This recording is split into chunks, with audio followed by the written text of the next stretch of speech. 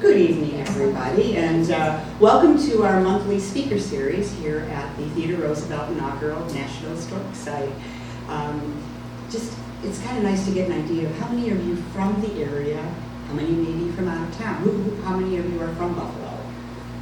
Oh, good majority, but it's nice to get some visitors from out of town. Well, this is going to be part of your tour from Buffalo and all of that, because you're going to learn about a special project for conservation for the birds. That's really cool and happening right here in Buffalo. So, but welcome everybody. My name is Patricia Zarpa, and I'm the Public Programming Assistant here, and I'm really happy to be here because one of my favorite subjects in the whole wide world is birds.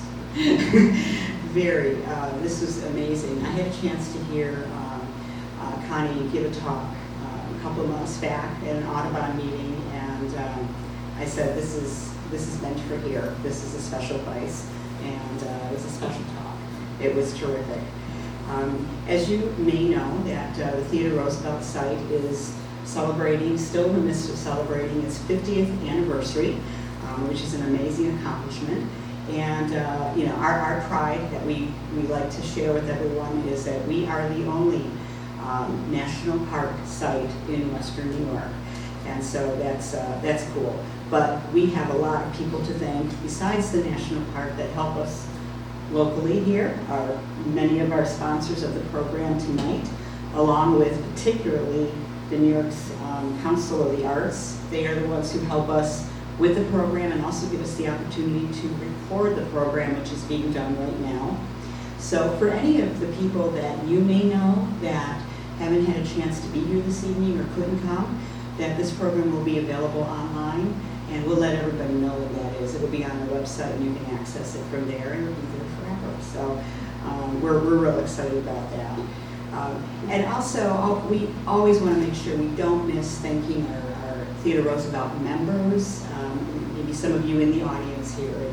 We thank you so very much for that continued support. If you have any questions or would like to know more about that, please go to our website. And we also have some information on the table, because we're going to have some refreshments later that you can see for some other upcoming programs that we have. And of course, our speaker series really revolves around the life, legacy, the issues that went around Theodore Roosevelt, his life before, his life during presidency, his life after. So many things touched his life, and he leaves a deep and large legacy that we like to talk about here. And as you can see, one of those major issues that he is remembered for is conservation efforts. So to bring a program that is highlighting how we can protect our endangered species is perfect, and right up the alley of the speaker series. Very, very happy to say a few words about Connie Adams.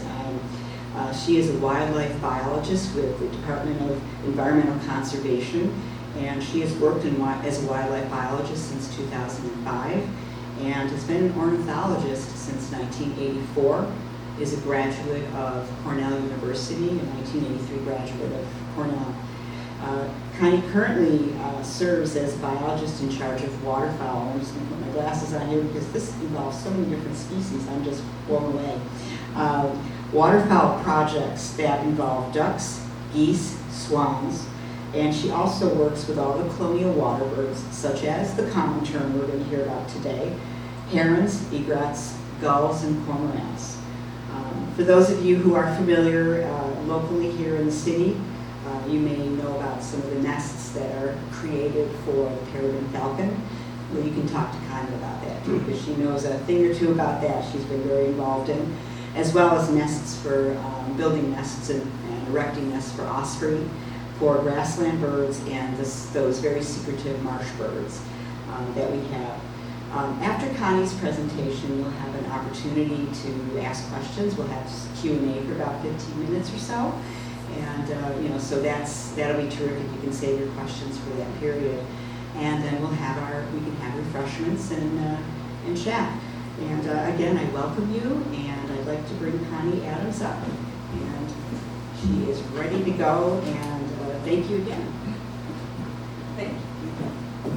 Hello, everybody. Thank you for coming. It's been It's a glorious day, and I think anytime people come to hear a presentation in the evening, especially on a day like today, it shows an extra amount of enthusiasm and interest. So I appreciate all of you coming, and especially to this lovely site. Theodore Roosevelt is, I think, the iconic president for conservation, if someone would say, who is the one president you can think of that really dedicated himself to preserving our natural lands and preserving species. I think it would be Theodore Roosevelt. So I thank you very much for coming. Today we're going to talk about, I'm going to talk to you about common terms. And I think this is one of those birds that when people even hear the word, they don't know what it is. A tern, so it has a strange name. A tern is a strange, it's a strange word, T-E-R-N. Most, like I said, I was telling Pat, I talked to a Coast Guard representative, and he said, what are terns? I mean, he's a member of the Coast Guard, and he's on the water all the time, and he didn't really know what terns were. So, I think that shows that this is one of those birds that everyone knows what a bald eagle is, and they're easy to get people's attention with. Yeah, but terns are not that way. So we're going to see today. We're going to all leave, I'm going to say, knowing more about terns than I think you ever thought you needed to know. So thank you. Just give me a wave me down and say, no, if I get kind of crazy. So here we go. I should warn you that I introduced myself to our new boss in Albany the other day, and I said, terns are my spirit animal.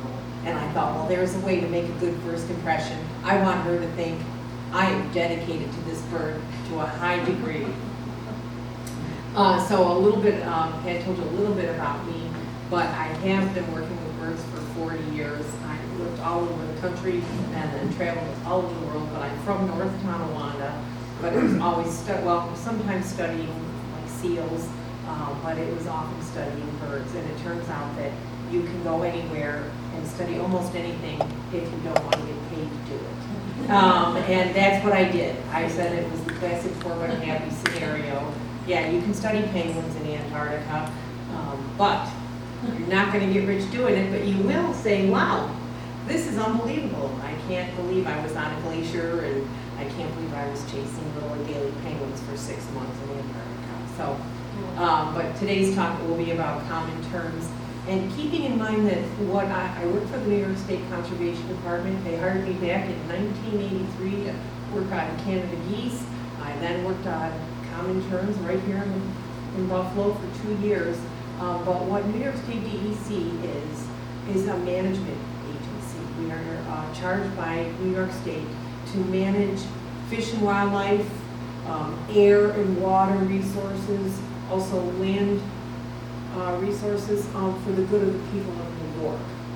But management is not always, we need more of something. Sometimes management is less of something, and that will come up in today's presentation. So the focus is how building an island in the Niagara River helped the uncommon common tern. Terns are a threatened species in New York State, and that is just one step below endangered. And when I started in 1983, they actually were special concern. So although we've been working on them really hard for 40 years, their numbers are still struggling to make recovery. So they're getting more endangered as time goes by. And to be honest, one of the things that brought me to this project was there was funding through something, and I don't know how many of you would have been familiar with this, but at the bottom of your income tax checkoff back in the 1980s was a little box that said return a gift to wildlife. And if you were paying your state taxes, you could check that off and say how much money you wanted to give. With that money, they used it to hire seasonal employees like myself, who were 21. I was making $3.65 an hour. So when I hear people don't want to make $17 an hour, I say, if you amortize it back to like 1983, it was about the same amount, and I thought I won the lottery. So there's the common tern. It's a bird that if you're on the shoreline, you may have seen go by the near shore areas, sort of in shallow water. They They are what is known as a colonial water bird, meaning they live in large groups, but they're this graceful bird with a black cap, a red bill, forked tail. They're often called sea swallows. And here they are. This is a bird that's getting ready to plunge down into the sort of the upper levels of the water, whether it's in the Niagara River, Lake Erie, or Lake Ontario. They're looking for small fish that are about 2.5 to 3 inches long, that are near the shore, near the surface. And there's another classic picture. That's just a handsome bird, grayish wings, white body, and this is a long-distance migrant. This bird goes all the way to Argentina and southern South America every winter. So they're going to leave in August and make that long migration, which is quite treacherous because if any of you listen to the weather, what happens in August? Hurricane season happens, and these birds are flying right through it. They still live to be about 20 to 25 years old, although the average age would be 12. But they can live to be quite old. And then they come back to nest in the same spot they had nested in the previous year. So they're they call it philopatry, where they're very faithful to where they had nested in the past. So these are birds that are coming back to our area, the Great Lakes, after having flown 8,000 to 10,000 miles. Now, look at this duck. What I want to do is contrast water birds. So many people think of a water bird as a duck or a goose. Well, that is, I just love this. This was the biggest mallard I'd ever seen. He was like the Hercules of mallards. You can see that band on his leg. We were putting bands on their legs. And I was like, come on, give me a picture of that duck. He's gorgeous. But that water bird is not what a common tern is. A common tern is a group of birds called colonial water birds, which means when they nest in large groups. So, but sometimes that group is 2, but sometimes that group is like here at the old Bethlehem Steel site, that group is 30,000. So there's 30,000 pairs, meaning 60,000 gulls are using this old abandoned industrial site as a nesting area and feeding on chicken wings and leftover hot dogs, dumps, dog food places that manufacture dog food like the Purina plant in Fredonia. And I don't know, it's just remarkable that you've got a biomass there that is sustained by our aquatic environment, which I think is emblematic of the recovery of our area. We have a healthy aquatic environment that surrounds us, 2 Great Lakes and the Niagara River, and it sustains birds like the ring-billed gull and colonial waterbird, long-lived, nests in large groups. Here's another one, double-crested cormorants, a large, dark bird that people see. If you've been out on the water or near shore areas, you see these. Now, whereas this bird is what's known as something urophagus, meaning it eats anything, live or dead, which is one reason why they're so successful. You've got birds like double-crested cormorants and great blue herons and common terns that only eat live prey. So they're only going to eat small fish, frogs, crayfish, anything that they can catch in the shallow area of the near shore waters. But the amazing thing about colonial water birds is, so again, not all birds are colonial, but terns are. So you've got common terns that are also nesting in these large groups. Some characteristics of, so what makes a bird, why is coloniality a good strategy? Why does why is this ecology evolve? And it's because why can you nest in a large group like this? Like you're all nesting together, you all need food. It's because the food cannot be defended.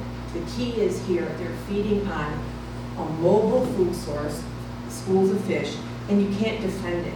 So most animals will become territorial because they need to defend an area where they can predictably get food every day. Well, if you've got a school of fish that's moving, you can't defend it. So there's no point in being solitary when being in a large group affords you some advantages, like you can defend a predator just by diving on them. They're certainly not none of these are vicious species, but you can sort of fend off predators by diving on them or just carrying them off the nesting area, and you also can transfer information. So these birds have a whole lot of cues that'll sort of guide, kind of like honeybees, guide the other members of their group to fish stores and areas where the fish are. So that is an advantage of coloniality. And one of the things that this means is when you nest in a large group, you're going to attract predators. So what you need is a predator-free island. You need to not have mammalian predators or, in fact, land-based avian predators come out to where you nest. Well, that's a little bit of a problem, but ideally you've got a situation where these birds will find an area offshore, ideally more than a mile. That certainly doesn't exist here. You don't have anything more than a mile offshore. So they're a little closer to shore than they'd like.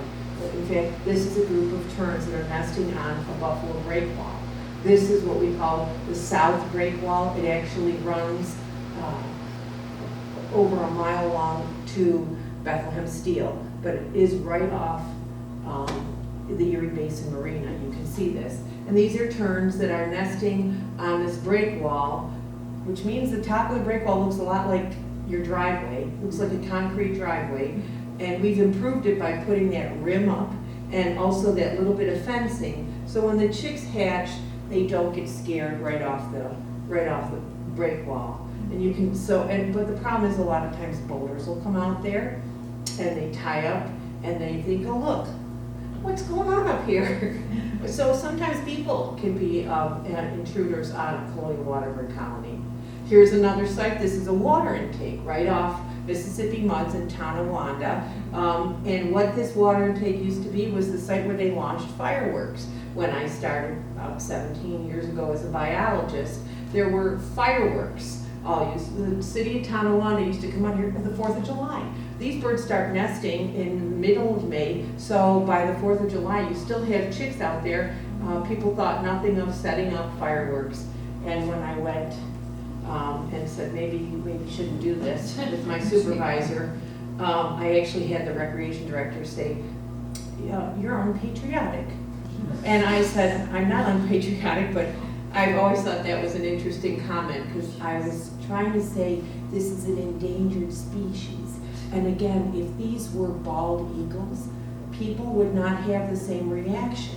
But they're a colonial waterbird. When you see them, you see a lot of them. And they don't have any sort of iconic affection attached to them. These are birds that dive bomb boaters and anyone who comes too close. No one is very fond of them. And again, I think they're the most amazing. If the good Lord said, pick a bird, pick anything you'd want to be, I would be a common tern. I think you actually don't have anything out there that's kind of quite as fantastic as a common tern. But just, this is an example of what they were nesting on. An old gravel substrate with invasive species or invasive plant species, which then would suffocate tern chicks. It would become so thick that by the middle of the season, the chicks actually couldn't move around. But what do we have? We have this beautiful, beautiful area called the Niagara River, and this is mid-river. Strawberry Island is right here, more towards the north, towards the south, and towards the north is Motor Island. And we looked at this when there was money available from the New York Power Authority, something called the Herr, the Habitat Enhancement Restoration Fund. When New York State relicensed the New York Power Authority for a 50-year operating, gave it a 50-year operating license back in 2005, there were some conditions, one of which was you're going to have to keep putting money into habitat and environmental projects. And so with New York State DEC partnered with Buffalo Audubon and said, let's build an island just for common terns. You know, let's not have them always use these secondary sites. It's a break wall, but it can also be a common tern nesting area. It is a water intake, but maybe we can also have terns nesting on it. We also have power line cribs that carry the power lines across the Niagara River. We've improved those for common tern nesting habitat. Like they're islands, but they're not. They're secondary uses of another primary use. This was a case where we decided to really put our backs into it and say, let's build an island just for terns. Starts with a pile of rock. It started out with $1.5 million being given to Buffalo Audubon to contract with a place called LDC Construction on Grand Island, and said, all right, start going. So in the fall of 2020, they first of all rimmed an area, it's about 2 acres of water in a shallow area right off Strawberry Island, and started putting rock out there. And it was interesting to see, backhoes and all this dump trucks and construction equipment in the middle of the Niagara River in the fall of 2020. And you can see there's already birds landing on it. As soon as there's a space there, the birds are telling us, you made a good decision, good job. Like, I was out there going, yes, yes, because the big question is, if you build it, will they come? And sure enough, the birds are like already saying, this is not such a bad sight. This is what it looked like from the air. And there you go, it's starting to gain shape. The thing looks a little bit, we call it like a piece of paisley. It definitely looks like a paisley island. We decided to call this Tern Island after discussing this with Audubon. We had suggested Audubon Island, and they said, how about calling it Tern Island for what it is meant to have, be nesting on there. And there you go. This is the island completed. We've already been out there in the spring of 2021, last year, a year ago, April, right after ice out, and we've sectioned the island off with fencing so that we could make sort of study plots of the terns once they decided to use it. So that's what you're seeing is sort of a gridded area. And what the internal area is like it's surrounded by this sheet pile to keep sort of the silt from washing into the Niagara River. And then those root wads in the center are meant to be like perching sites for birds so that they could fish, they could rest near the island. And actually it was extremely well designed. We worked with a company called Gomez and Sullivan to design this. And there it is, doesn't it look like heaven? This island is just beautiful, right? It's gravel, that's pea gravel, #1 pea gravel. It's sort of the smallest you can get. And we put up these sort of fences in between to keep the chicks from running. You can see a little guy right here, from running like pell-mell across the island when they would get startled. So this is really to keep the area sort of sectioned off so that it wouldn't become one big chaotic mess of baby terns. But there it is. That pea gravel is like the ideal nesting substrate for them. And there you see the Huntley plan in the background, and this is what the island looked like after we had sort of set it up. We put these lines across of wire, and to which we tied string, like poly wire, to keep other birds off.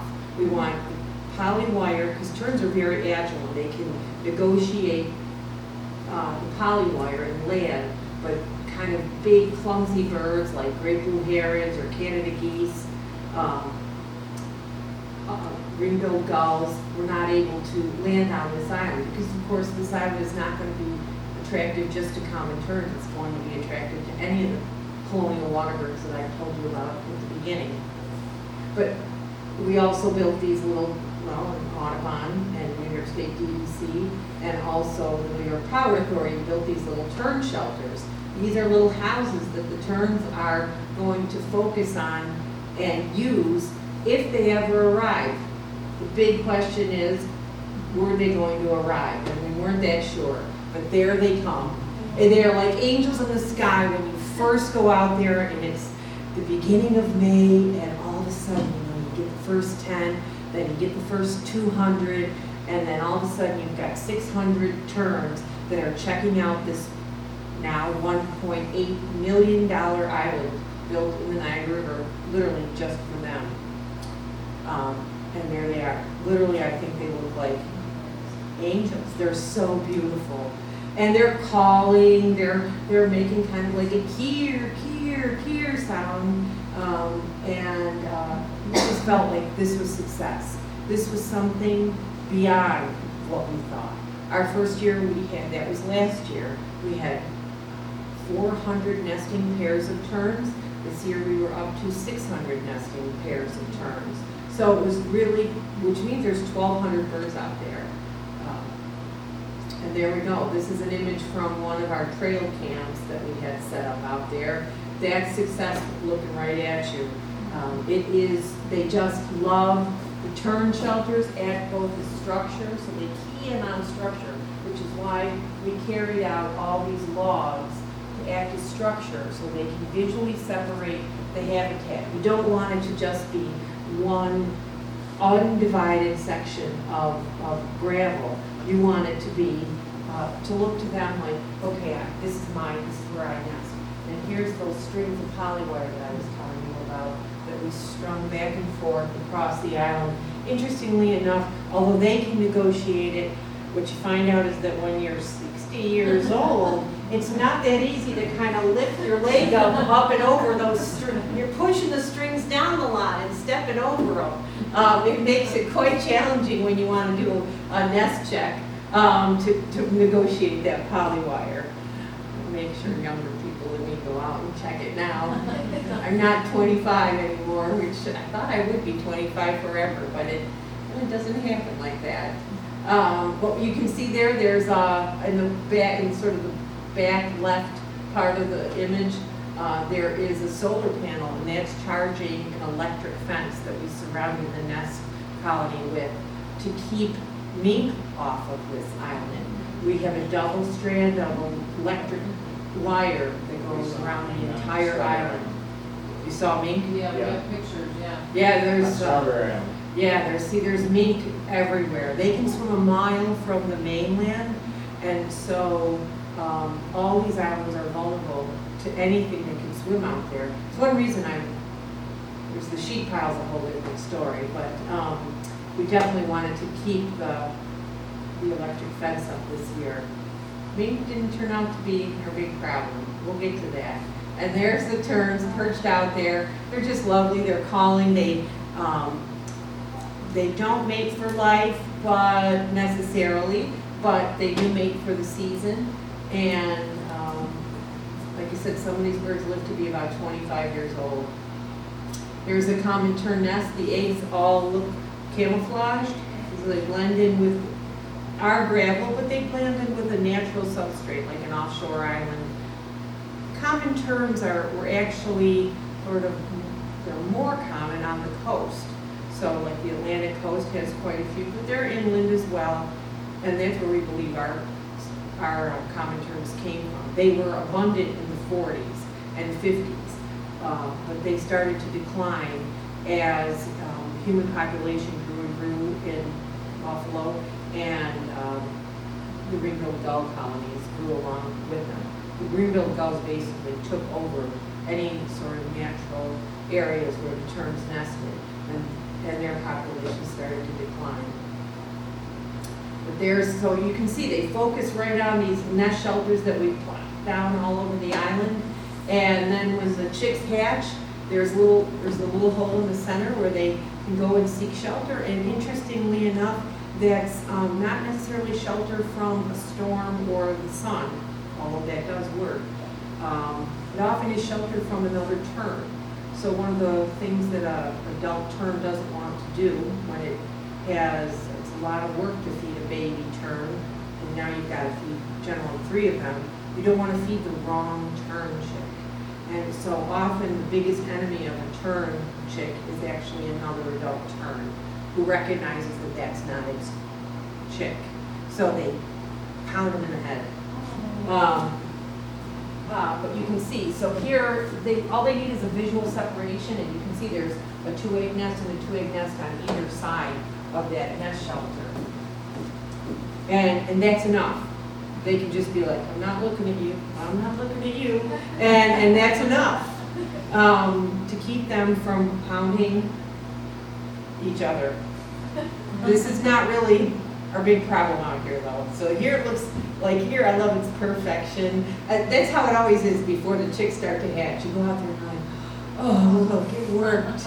$1.8 million has never been better spent. You've got chicks hatching. You can see there's a little chick going underneath that nest shelter. And you've got 2 eggs ready to hatch. It's about a 3-week incubation. So they have to sit there and protect that nest through all sorts of, summer storms and any sort of predator that might fly over or any sort of person that might decide, I want to look at this island and kind of walk all over it. And so there they are. There's an adult tern that's right from one of our nest colonies, and she has to turn those eggs constantly all day. Both the adults do the incubation. The adult, male and female, both incubate. They take turns.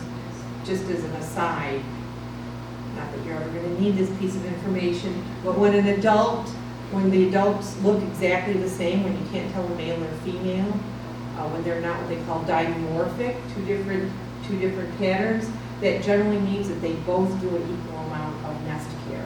There's no advantage to being camouflaged. So like Canada geese, a perfect example. They both take care of the young, they both do the same amount of nest care. Whereas say a male or duck, the green head, beautiful male, the brown, kind of a duller female. Basically after the mating, he's gone. And she does everything. And that's pretty emblematic of all birds.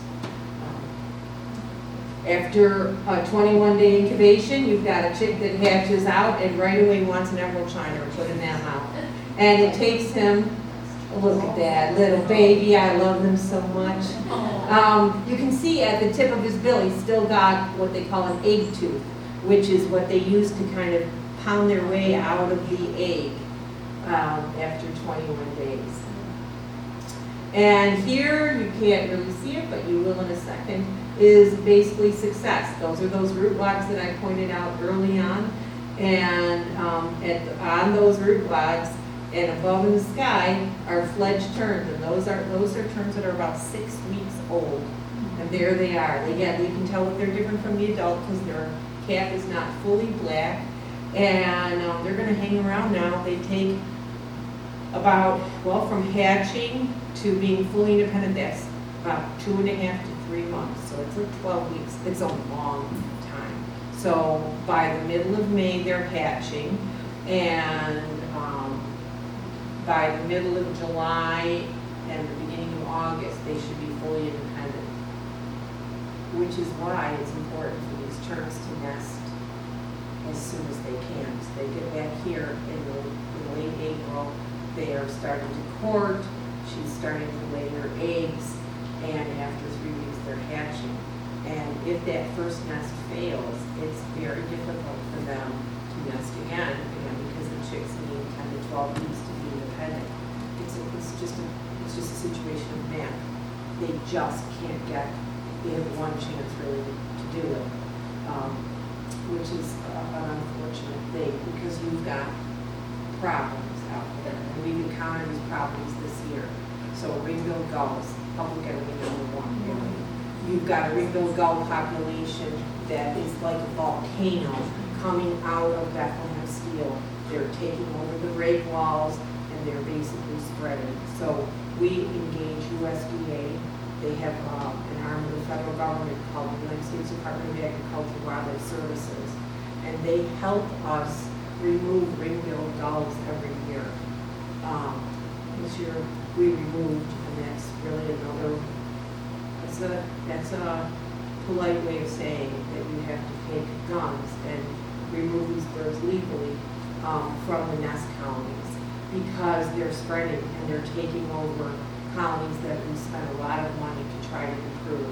So that is public enemy #1. But it's followed by Number 2, which is a mink. These are common along all of our Great Lakes shorelines. They're actually a sign of a healthy environment. This is an animal that really bioaccumulates any kind of toxins in the environment. So if the environment is polluted or contaminated in any way, they won't exist. Well, we have a very healthy population of mink, and they can swim up to a mile offshore. And they have a great sense of smell, and they can smell our terns. And we lost an entire colony of about 600 nesting pairs of terns. We found about 600 carcasses when we went out there early this month, and it was all from a mink. They didn't kill the adults because the adults have to save themselves. They're a long-lived species. They have really no way of defending their chicks, and so they have to just pick up and leave the nesting colony. So the chicks are sacrificed, and we lost an entire, one of the break walls, south break wall that I showed you a picture of earlier, was doing fantastic. We lost short break wall to rainbow gulls this year. They basically took over the nesting site, came in and just aggressively started nesting, basically right where the terns were nesting. And it's just, there's nothing, nobody's dying, it's just, I might want to sit where you're sitting, and I might just come there, and I might just kind of push you out of that chair. And that's pretty much what they do. Nothing aggressive, just more assertive. And you've got mink that are just going to come there, and they're going to eat the eggs, and they're going to eat the chicks. And they're going to cause the bird, the adults to leave, try to save themselves. But interestingly enough, this year we also had snowy owls on the colonies. Now snowy owls come and spend the winter, and they should be gone. They nest up in the North Slope of Alaska, but in the middle of May we had 2 snowy owls on the break walls, and they were also on Tern Island. So that was quite a challenge. I was calling USDA to see if we could legally remove them, because they don't belong on a nesting colony of an endangered species. And we didn't do it. They left, but not until they killed about a dozen of the adult terns. However, this year our big problem was this velociraptor that happens to have feathers. I do love that these are dinosaurs, because they act like them, and I have no question. You can question evolution, but not after you see these guys in action. We have some video, which I tried to include in this, but I'm not that amazing at doing these PowerPoints. But yeah, we had a great horned owl that spent the entire summer on Tern Island. One owl, he was filmed all summer long since the middle of May. We spent 8 times out there trying to remove him. Had an owl trapper sit out there all night till 1 o'clock in the morning, trying to catch him with pigeons and then starlings using traps. Then we tried to remove him using shotguns, and he never came close enough. And every night he would come and eat half dozen tern chicks and cause nest desertion. So that was what was a real challenge this year. The adults have to save themselves. And so at about 9 o'clock, all the adults pick up and leave the island. Who knows where they go? They go upriver, probably sitting on the break walls all night. And he has vanquished us. Now, we're not done trying to remove him, but honestly, he has been a challenge. And again, did not question that birds were ever dinosaurs, because this is a smart velociraptor, because as he's walking on the colony, on the video, you can see he's looking under those tern shelters, and he's pulling the tern chicks right out from underneath the shelter. And I get that everything has to live, and everything has to feed their young, and this is just life. But we did build this island just for terns, and their key to survival is being on a predator-free island, and that's what we're trying to achieve. So we have to remove anything. Remember at the beginning of the talk, I said that that's what the EC does. We're all about management. And what we do is, you can't save everything, you have to wisely manage the resource. And that's what we're trying to do. Now, I love owls just as much as everybody, but this owl has to go. He's not, and I, you know, he is the wise old owl, and they're kind of iconic, and everybody loves them because of Harry Potter. But in the end, you have to protect what you're trying to, the animal that you're trying to increase, and pretty much will do anything for common terms. Anyways, I like to say that some people think that there's been a movement out there that says birds aren't real. You can Google this. This guy has decided that birds aren't real. And I think that's a fantastic and kind of ironic thing to say. But I know they're real because I've held them in my hand, and I do love these birds. It's made my career in wildlife worthwhile, anything I've done to help common terms.